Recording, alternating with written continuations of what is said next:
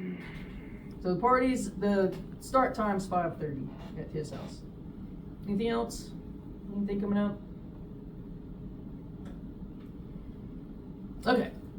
Then, all right, last Wednesday. That's such a big gap, Wednesday to Monday, right? I hope y'all are keeping up. Last Wednesday, one of the last things we talked about was niche partitioning, and we talked about the competitive exclusion principle. And so the competitive exclusion principle says that if you can't have two species that have 100% overlap and coexist. And so then we talked about niche partitioning, and niche partitioning is where two species or more species are using different aspects of the environment, and it's going to kind of help separate them out so that they're not competing as much, and that kind of will negate or help them get around the competitive exclusion principle. At this point, before we get to this slide, at this point, these are just interactions between species kind of pushing each other around in their fundamental niche. I'll refer you back to when we talked about niche shift, for example. We had those three species of fish, and when they were all in the pond by themselves, they liked to use this part of their niche, but when you put them all into the pond together, then two of them experienced shifts, and the third one got to stay where it wanted to, right? What would happen if I took that third one out again? That one that stayed in the preferred habitat? The other two would compete to see who could fill the other niche? Yeah, one of the other species would probably move in and take it, and if I took that one out, the other species would move in, right? And so what I'm getting at is these type of interactions we've talked about so far are temporary, right? They're not permanent. As we're getting into character displacement, we're talking about a permanent shift. A permanent shift. So let's look at the definition. A gradual evolutionary separation of two species in morphology and physiology as an outcome of competition. So in other words, in our example of the three fish species, if it was actually character displacement, then when we removed one of the species of fish, the other two would stay in those other habitats. They wouldn't move anymore. And when we grew them separately, they would have used three different habitats. That's character displacement. It's a permanent evolutionary shift. Are we clear on that? That's like the biggest thing I need to get across, I think. Okay. And so that's the picture at the bottom. It's just trying to get you to think about that. So that you have two species that are sharing a resource. That doesn't work very well. The more overlap there is, the more likely one species will drive the other one extinct. And so over time, character displacement would separate them. But in order for this to be character displacement, there's really two things that has to happen. One is if you remove this species, this one stays put. That it's a genetic change. It's an actual morphological, physiological change. And two, the other key to this is what causes separation has to be competition. All right. That's a very challenging thing to discern, especially for species that are separated in present time, right? And so what I mean is you look at the two species that are closely related, they're doing completely different things in the environment. We might guess that in the past they were doing something similar, but we don't have a time machine to go back in time and see, right? And so a lot of times when you go into discussion groups where they're talking about character displacement, they'll talk about something called the ghost of competition past, because we're making an assumption that cannot really collect any data for, right? And so character displacement, because of that, gets a little fuzzy sometimes, because it could have been allopatric speciation, it could have been sympatric speciation, right? We've learned about other types of speciation, the cause of which could have been a barrier, a mountain, a stream, glacier, something like that. But by definition, character displacement had to have taken place because there was competition, and to avoid competition, they evolved characteristics that separated them. All right. We do have one very real, very nice study. We'll have more than one at this point, but one famous study that shows character displacement, and that's with the Galapagos finches. All right. The Galapagos finches are famous. My guess is you've heard about them before today. There's lots of species of them. They live in the Galapagos Islands. They are likely all descended from a common ancestor, even though there are many different species now. Each of them uses a different environment, and they are a highly studied species. So we know the genetics of them, their ecology, their behavior, and we have a really nice experimental design in that you have all of these islands out there, and on the islands you have different combinations of these species, and you can look at them. Okay. Today we're just going to look at two of the species. We got, all of them are Geospiza, so that's the G. I don't care if you learn their scientific names, but we're going to look at Geospiza fuliginosa and Geospiza fortis. If I remember right, I think that might be small ground finch and medium ground finch, but don't quote me on it. I don't really remember that well. But what we have in this particular case is we have a population of fuliginosa all by itself on an island called Los Hermanos. So that's an island name. And on that island, you only have that species. And so on that island, they went and they measured the bill depth. And they've got a measurement over there to show you what they mean by bill depth. And then what's also important to this discussion is we know that bill depth is tied to their genetics, right? So do you remember what a definition of microevolution is? Versus macroevolution is speciation, right? Microevolution is the change in allele frequency over time, right? That's where your genetic composition of the population is actually changing. That's where we have a lot of times we can gather the most amount of evidence because we can monitor what's happening to a specific gene over time in a population. So that's what's happening in this particular case. We know what the mean bill depth is here on the island for this species, and we know it has a genetic component that we can monitor along with that. Okay. Here on Daphne Island, you have Geospiza fortis, and you have the average bill depth on this island where they live by themselves, where there is none of the other species. And if you don't look at the bottom to the punchline, you'll see that there's overlap in the bill depth between these two populations. And so without competition, this is what they look like. Okay. There is one island. This is not an experiment that people did. We didn't put them together, right? But we have two islands actually, Santa Maria and San Cristobal, in which these two species coexist. And so you can go onto that island and you can go and measure their bill depth, which is what we have here in this particular graph. And we can also look at the genetic components and look at and see if they're different as well. And what you see is on the island where they are living together, they have separation. And so if you put all of this together, what you have is some evidence that without competition, this is what would happen to their population over time. The allele frequency is going to shift to this, and the allele frequency here shifts to this.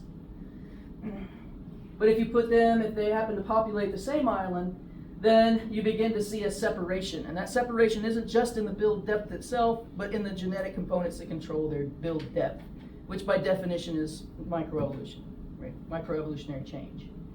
And in this case, because we know a little bit about what's happening where they are allopatric or where they live by themselves, we know that competition is what's driving this shift in allele frequencies.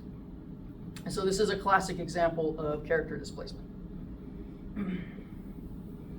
And one thing I didn't tell you, that hit me like at the very end, is why they have different sized bills. What's driving the different sized bills? What are they competing for? It's seeds. It's seeds specifically. And so if smaller bills are able to pick up smaller seeds and the larger bills are picking up larger seeds. So that's what they're actually partitioning. That's what they're competing for. Okay. And these are both, if you look at their bills, they're very thick, especially that Geospiza fortis, that looks almost like a cardinal bill. These are seed crushing species, right? And so Geospiza fortis is going to be able to crush very large seeds. Fuliginosa, especially in that bottom slide down here, they're not going to be able to crush those large seeds. Their bill's going to be too small. All right, any questions about character displacement?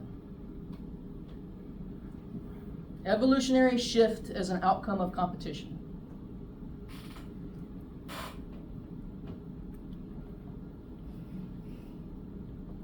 All right. Now we're also going to experience a shift. We're going to shift to population ecology. Woo woo! It's a big area for animal ecology. And a lot of things you do associated with animal population sizes, including things like setting your hunting limits in different areas, are related to the topics that we're going to cover for the next few weeks. On this particular slide, we start out with a definition of populations. It's a very practical definition. It's got 3 parts. All of the individuals have to be the same species. They have to be in the same place and at the same time.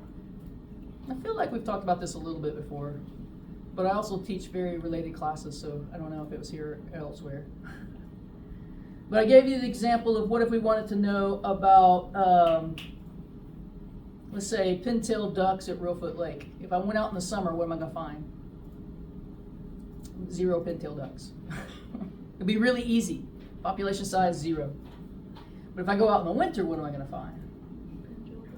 I'm going to find hundreds, thousands of them. On a good year, hopefully thousands of them. And so that's what it means in terms of time, because animals aren't always in the same place all year long. The place allows us to have a defined area that we are investigating and looking at. We even do it with people, right? We do a U.S. census every, is it 5 or 10 years? We just did one in 2020. Is it 5? I think so. Okay, so every 5 years. And that sets all kinds of things about our government when we do our census. But we do the same thing, right? It's the humans that are living within the borders of the United States in that year that the census was taken. And then we have to do it every 5 years because it changes. Right? Now, we are migrating. I guess we're immigrating and emigrating, but that's a whole different topic we'll get to more in a minute.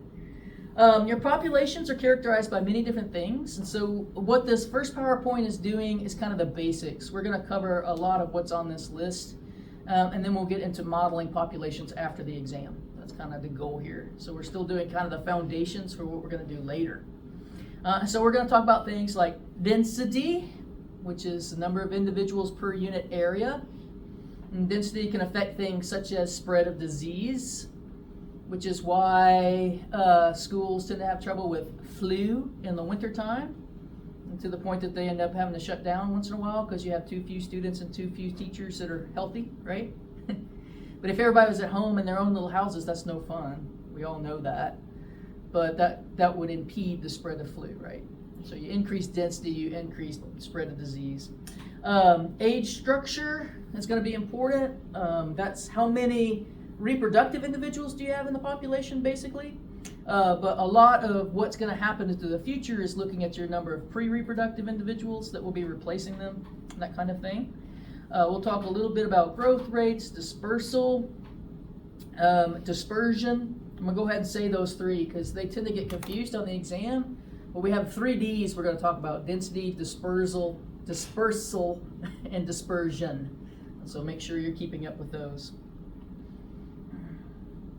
And I just have that little cartoon on the bottom, emphasizing they are the same species. All right. One of the ways that we look at populations is, well, if you go back and look at the definition, it says the species. But in reality, it's not like each species is equally spread throughout the area of their range. We've already talked about this a little bit when we discussed scale, right?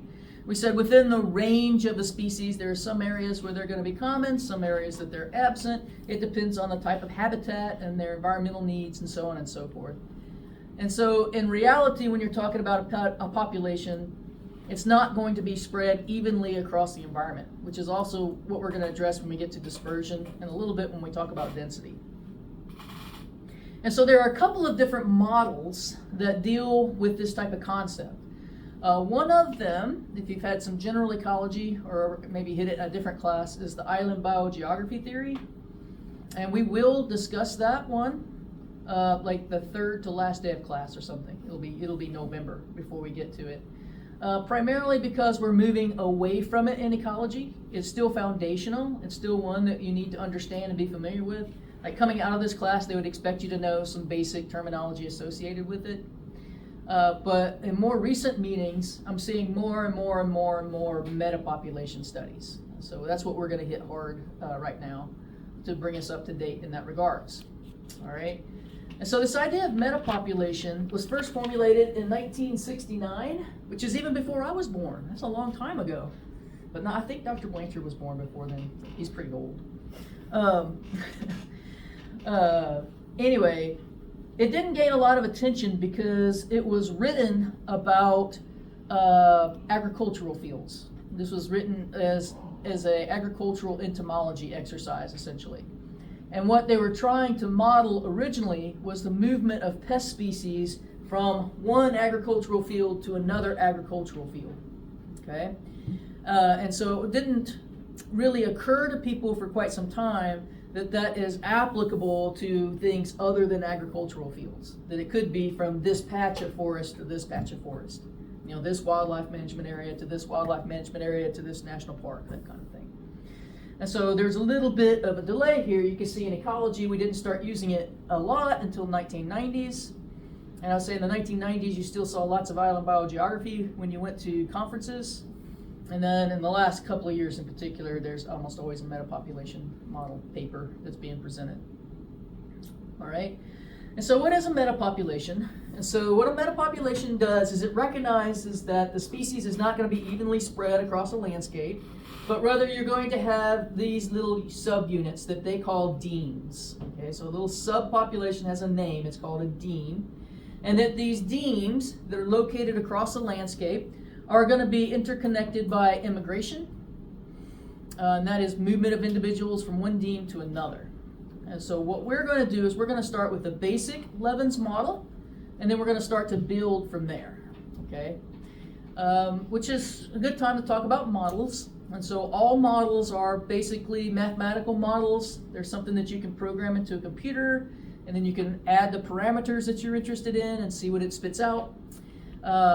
And so they're all going to have application, which is very important. They have predictive value, but they're also always not going to match the natural world exactly, right?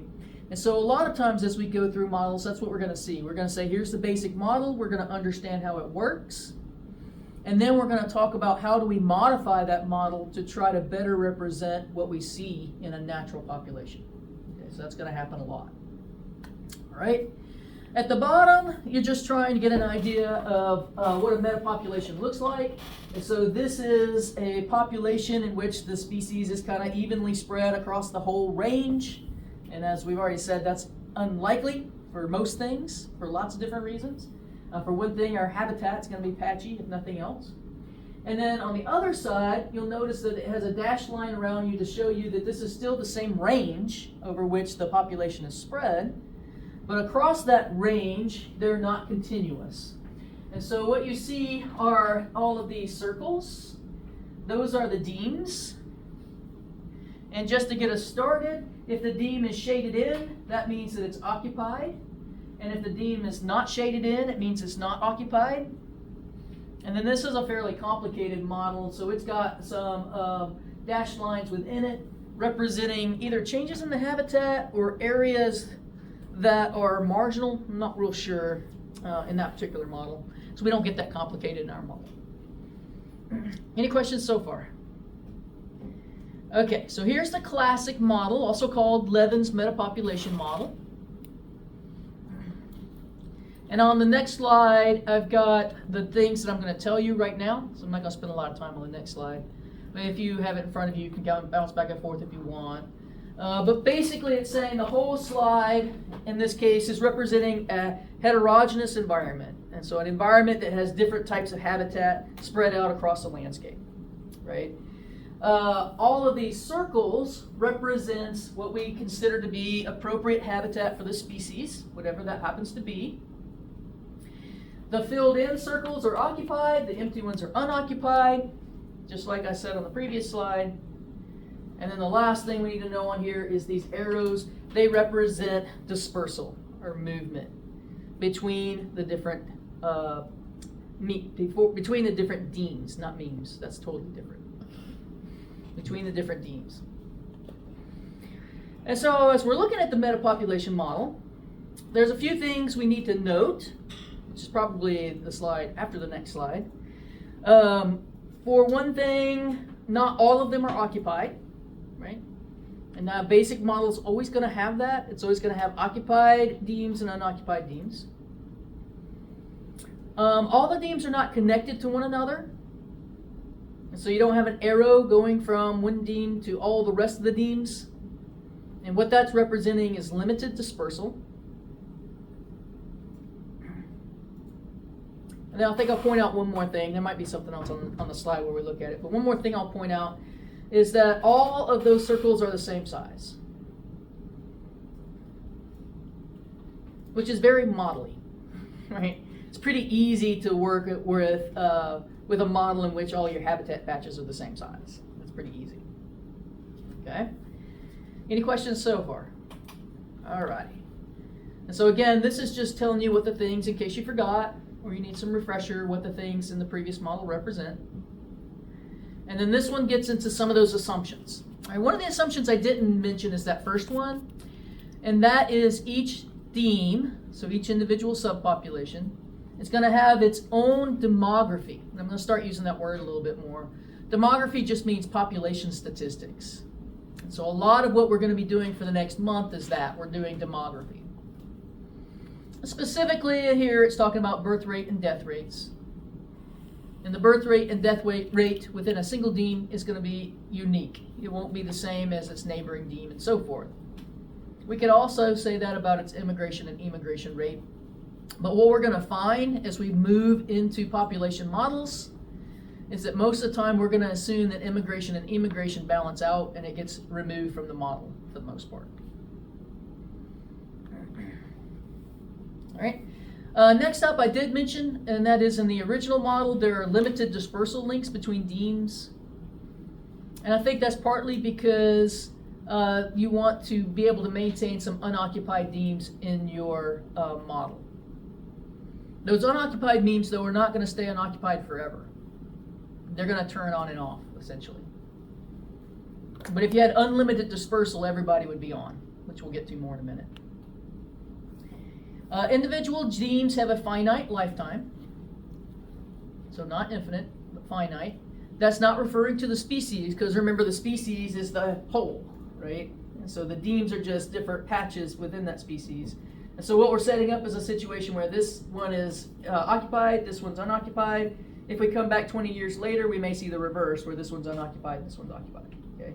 So they're going to be blinking off and on, essentially, as the population, because remember, this is a model, so it's moving. It's a moving target. It's predicting what's going to be happening over time. All right. Demes are all the same size and shape in the original model. We'll need to change that, of course.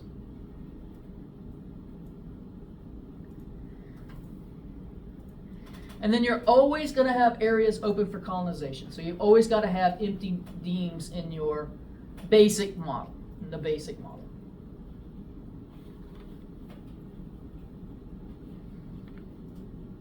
All right, so before we get into the different modifications of the model, let me give you an example that maybe you can picture.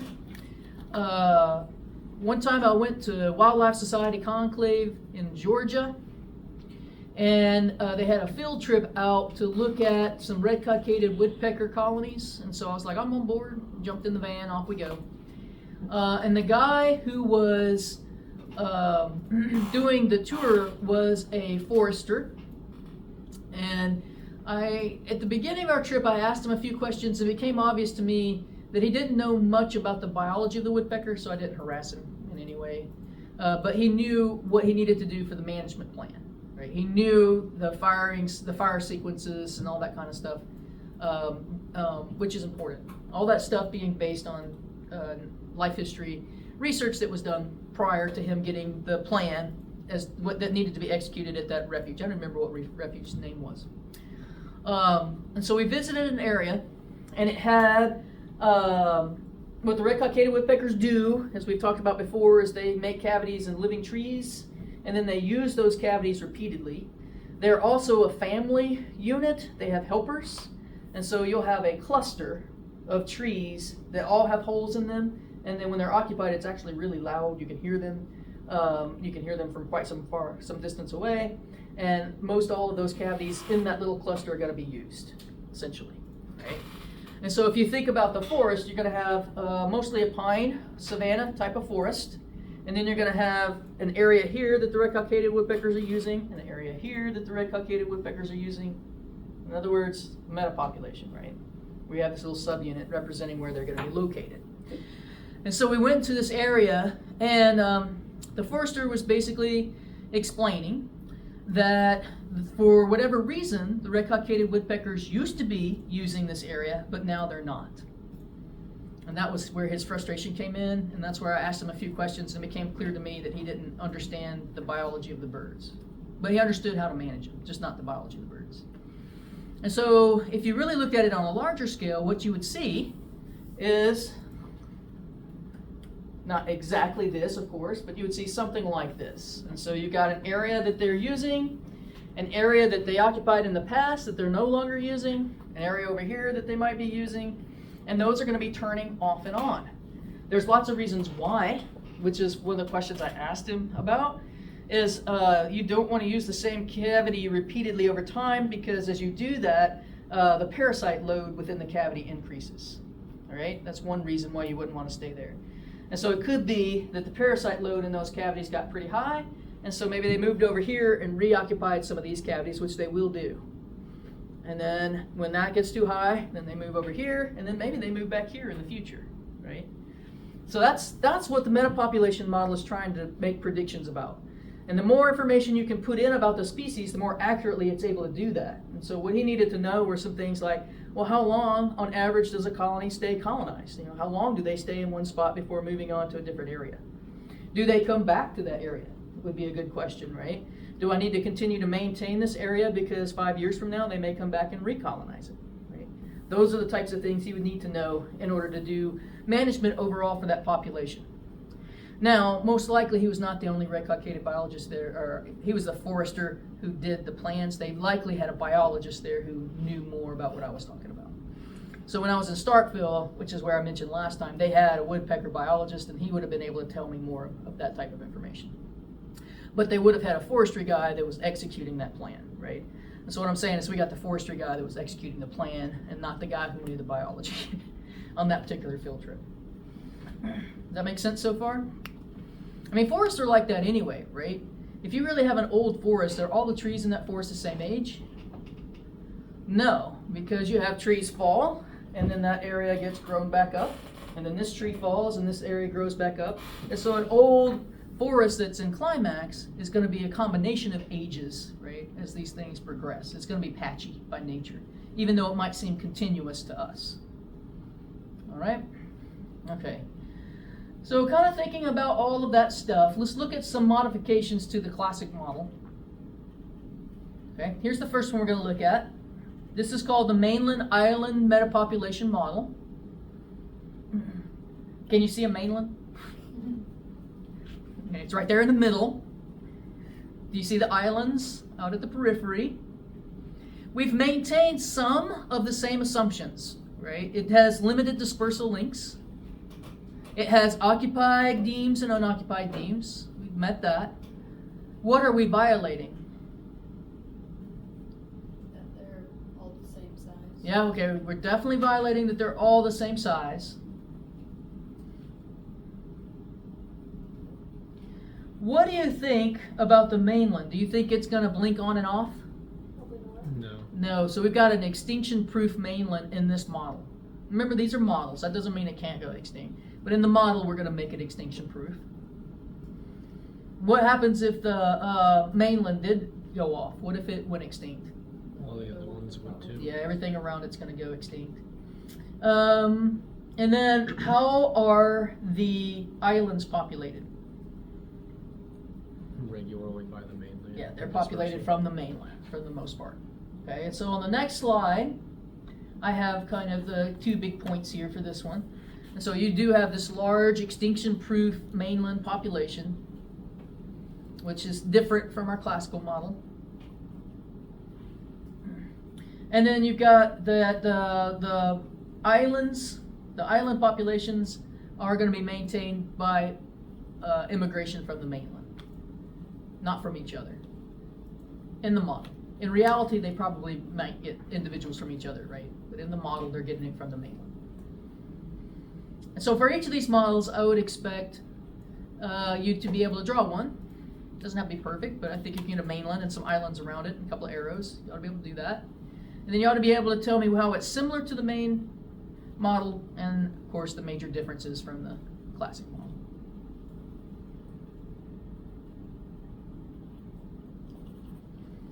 Any questions about a mainland island metapopulation? Okay, here's the next one then. Let's see what we see here. Wait, before we do that, no, let's go ahead. All right, change my mind. All right, what do we see here in the patchy metapopulation model? They're all full. They're all full, and so we don't have any unoccupied. They're still the same size though, so that's similar. Constant dispersal between all of them. Yeah, there is zero resistance, zero limits. Probably a better word, right? Zero limits on dispersal. Right? They can disperse between all of these patches with no problem. And because you have so much dispersal, what's the odds of any one of those going extinct? It's very low. Can you think of some species that would have this type of metapopulation? Let's see, in West Tennessee, where we currently reside, we have tons of agricultural fields, but every so often we have a farm pond that has a little marshy area around it. And every single one of those marshy areas would represent a deme here, and every single one's going to have a red-winged blackbird. Right?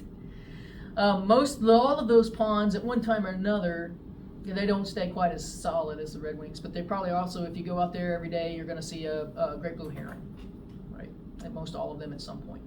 Saw one over at the farm. He seems to be hunting. There must be a little bit of water over there.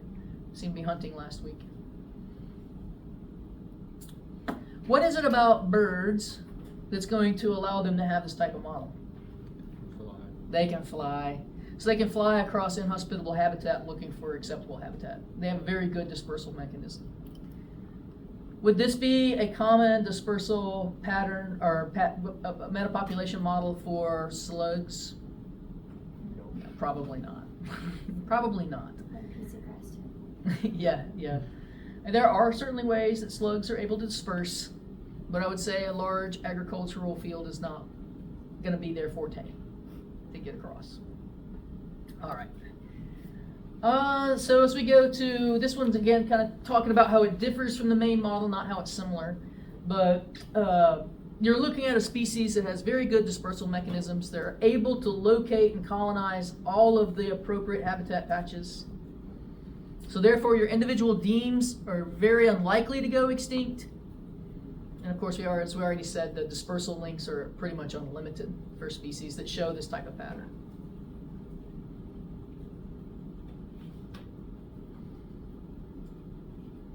Remember that the original model was dealing with insects, which can also fly,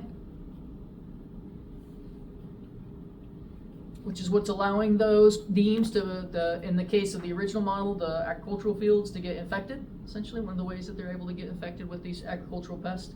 Not quite as good as the birds, though, and as far as dispersal. Almost, but not quite. All right, what about this one? Yeah, I mean, it kind of looks like the basic model in that they're all the same size. Some are occupied, some are unoccupied, but there are no dispersal links between them. And even look at the name, it's telling you that there's a problem, right? Non-equilibrium metapopulation model. Is that what this is? That there is like an issue? Maybe. So I was going to give you an example where it's not necessarily an issue, and then we'll talk about the issue, right? So an example where it might not necessarily be an issue is what if we're looking at the tops of mountains? So we're in a mountain range, and these are the tops of the mountains. And so what happens in that case is you end up with some unique species, a lot of times endemic to the peaks of the mountains. And then the barrier for dispersal is going down into the habitat that's at the base of the mountain is inhospitable for whatever reason, and then being able to get up to the top of the next mountain, right? And so that would be where you would at least naturally see this type of thing. Island populations would be another, like Galapagos. Galapagos Island, you would see this type of pattern, especially if the islands are far apart, which, well, that depends on the species, I guess. That doesn't mean that it can't be a problem, though, because if something happens to your mountain, like maybe you live on top of this mountain right here, but you didn't know it was an inactive volcano and then suddenly the top blew out. That's pretty dramatic, but it can happen. Then you're in trouble, right? You can't just leave and go to another mountaintop. You're pretty isolated. So it can still lead to a problem. So are all of the unfilled circles in this example and all the recent examples, are those from like historical like evidence of that population being there, or is It it like? can be, Okay. or it can be that as a scientist we go and we measure as many parameters as we can think of, and then we say, this looks good, this also looks good. We did that a lot initially. Remember we talked about the streams where they said this stream has the same environmental parameters as this stream, so therefore our hypothesis would be we'd find the same stuff there. And then of course in my example we didn't, because they were part of different watersheds. And so that's a lot of what's happening. And so if you think about the first model, maybe I want to look at movement of some pest in cornfields. Well, they're all cornfields, but some of them are infected and some of them aren't. So if we're doing West Tennessee, maybe we're interested in colonization of, a woodpecker species into the little forest lots that are isolated in these agricultural fields. And so we would assume each one of those forested areas are going to be acceptable habitat for that species. And so in case of the mountains, I would guess that would be more the case than historical a lot of times. I think if you look into textbooks, a lot of times they give butterfly populations at the peaks of these mountains for some reason.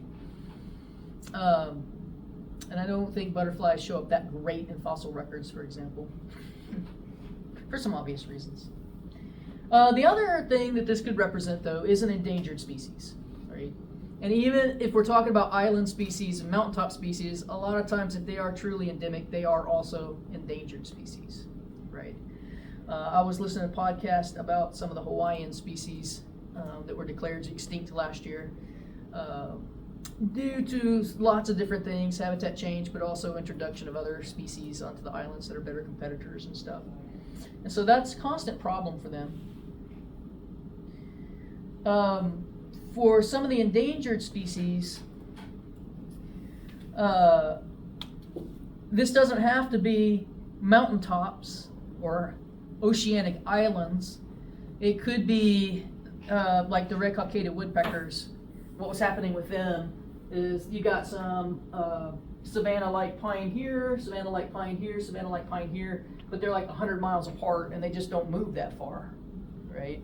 And so then what you have to do is understand their biology enough, and they would go in and they would take some red cockaded woodpeckers from this population and then move them over here to see if they could recolonize this population, basically.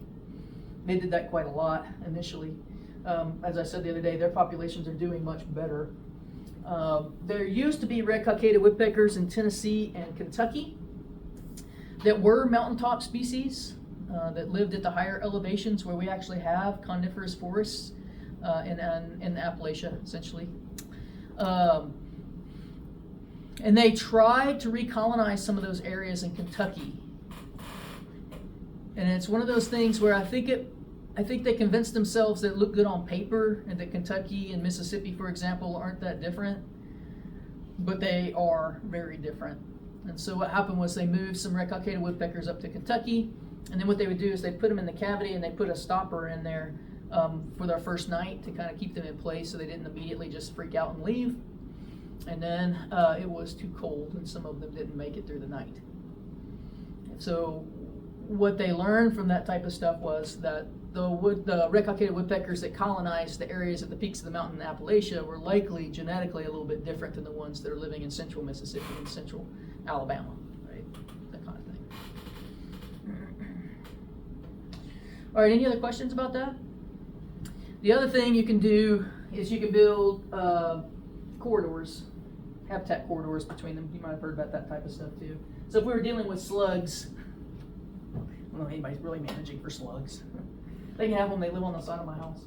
But something that doesn't have a good dispersal mechanism, then what you may need to do is to build a habitat connecting these that is acceptable, and then perhaps then they would be able to go out and colonize that area. All right, so if we go to our summary here on this one, these is particularly represent species that don't have good dispersal mechanisms, that aren't far-ranging. And of course, a conservation application of that is you end up with isolated habitat patches that are too far apart for their dispersal mechanism. That becomes the problem. And since they don't have good dispersal mechanisms, when a deem goes extinct, a lot of times that's it. unless they have help, unless we move some species back in there to recolonize it or something like that, then that's it. All right. Any questions about those 3 modifications of the original model? Okay. So what about, do you think that that represents every species there? No. Do you think we probably should combine them into something that maybe looks more like this? What do you see in this one? There's unfilled ones, and Let's see. I see the classic model there, right? There's limited dispersal links. They're all the same size. There's some that are occupied and some that aren't. So I see that. What else do you see? You have smaller patches acting like a mainland. Yeah, because you've of got a their mainland connectivity. right here. So this might be acting like a mainland that's acting as a source to go out and colonize some of these other ones. And within this mainland, though, this isn't one large patch. This looks like a patchy population, right? So you got a patchy population essentially acting like a mainland in this particular case. Yeah, so you got a combination of several different factors. So if you want to think about it, this is several habitats that are located close together. That's good for dispersal for whatever species this is. Some that are located further apart. That's harder for them to get to, so it takes them longer to find them and colonize them. So you're getting a little bit more realistic. Okay, looks like I have one more slide in there. Just summarizing, these are kind of the main ones that you talk about. There are other metapopulation models, but if you Google looking for examples, these are mostly the examples they give. But I wanted to give you an example of how I see it used in the presentations I've seen lately. So the island biogeography, what it's going to do in November, I don't want to spend too much time on it this early, is it's going to predict how many species you would expect on an island. That's what it was built for, okay? Number of species. So if I have an island with this size representing this many resources, how many species would I expect to be there? This model doesn't do that. This model goes one species at a time. And it makes it very appealing, especially in a world in which many species are declining. Okay? Because we're taking into account an individual species' life cycle, dispersal abilities, all of that kind of stuff as you build a species-specific model. Does that make sense so far? So that's a big difference that's very helpful with where we are today. However, if you are a land manager and you've been in charge of acquiring pieces of property, you usually can't make it based on a single species. You need to make it based on multiple species that you might be concerned about. And that's not exactly what this model does, but it can if you overlay them on top of one another. All right? And so a lot of times what you'll see, let's see if I can get it out of my brain properly, is you'll see such as the deems. Well, can y'all see that? And I bet this purple one that doesn't have a lid on it also doesn't work, I would guess. Those over there. Okay, here we go. Okay. So let's say we have deems down here. I'm just going to call them 1, 2, 3, 4, but you have habitat patches that you're interested in. Maybe it's parks, wildlife management areas. Maybe you are looking to purchase property. And then along the other axis, what you're going to have is your species. So this is species 1, species 2, species 3. And likely what you're going to do is you're going to weight them according to your concern. So maybe these are endangered species, and you get your threatened species, and then your common species as you go on up this model. And you go out and you sample, and you say species 1 has occupied this area and this area. Species 2 occupies this area, and this area. Species 3 occupies this area, and this area, and this area, and so forth.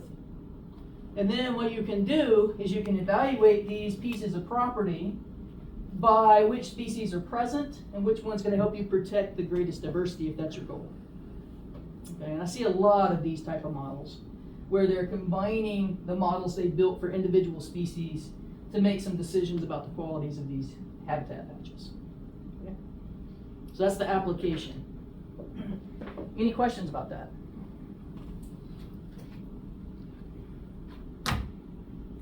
Okay, we have 1 minute left in class. We did well.